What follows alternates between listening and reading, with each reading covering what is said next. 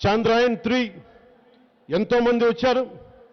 నరేంద్ర మోదీ గారి నాయకత్వంలో మనం చూడాల్సింది ఎప్పుడు ఓటమికి గురైన శాస్త్రవేత్తలకి భుజం తట్టి నేనున్నాను పర్లేదని, రెండో ఫెయిల్ అయితే మూడోది అద్భుతంగా ఎవరు వెళ్ళని చోటకి సౌత్ సైడ్ మన చంద్రమండలానికి పంపించిన ఘనత వారిది. అదే శాస్త్రజ్ఞులు, అదే గొప్పవారు, అదే విద్యావంతులు. కానీ బలమైన సరైన నాయకుడు దెబ్బతిన్నప్పుడు భుజం మీద తడితే ఏ విధంగా ఉంటుందో ఈ రోజున భారతదేశం అభివృద్ధి చూడొచ్చు. 3 దశాబ్దాల పాటు రావాల్సిన ఒక ప్రగతిని నరేంద్ర మోదీ గారి నాయకత్వంలో కేవలం దశాబ్ద కాలంలోనే సాధించగలిగింది భారతదేశం. అది ఎవరో మనం మర్చిపోకూడదు.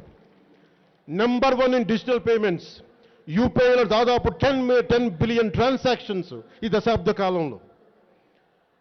ఇట్లాంటివి ఈ రోజున మనం చూసుకోవచ్చు. ఈ రోజున 10వ స్థానంలో 2014లో 10వ స్థానంలో ఉన్న భారతదేశం ఈ రోజున 5వ స్థానంలో నరేంద్ర మోదీ గారి నాయకత్వంలో మనం సాధించగలిగాం.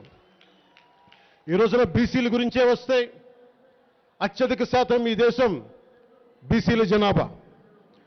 మేము వారిని ముఖ్యమంత్రి చేస్తాం, అణగారిన వర్గాలను ముఖ్యమంత్రి చేస్తామని చెప్పి నోటితో చెప్పడం చాలా తేలిక, నోటితో ప్రేమించడం తేలిక.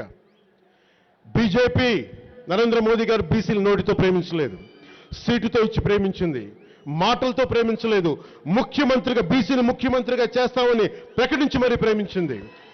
మాటలు చెప్పి ప్రకటించడం తేలిక, ముఖ్యమంత్రిని చేస్తానని ప్రకటించడం కష్టం. తెలంగాణ పోరాటాల గడ్డ.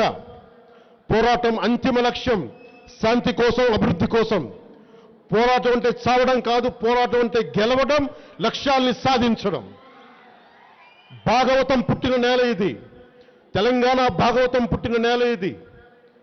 బతుకు భారం అవ్వకూడదు, ఈ భాగవతం పుట్టిన నేలలో బతుకు భారం అవ్వకూడదు. మోదీ గారి నాయకత్వంలో బీసీల తెలంగాణ రావాలి, సామాజిక తెలంగాణ నిలదొక్కుకోవాలి, బీసీలు ముఖ్యమంత్రి కావాలి. దానికి జనసేన సంపూర్ణంగా, పవన్ కళ్యాణ్ సంపూర్ణమైన మద్దతు భారతీయ జనతా పార్టీకి, నరేంద్ర మోదీ గారికి ఉంటుంది.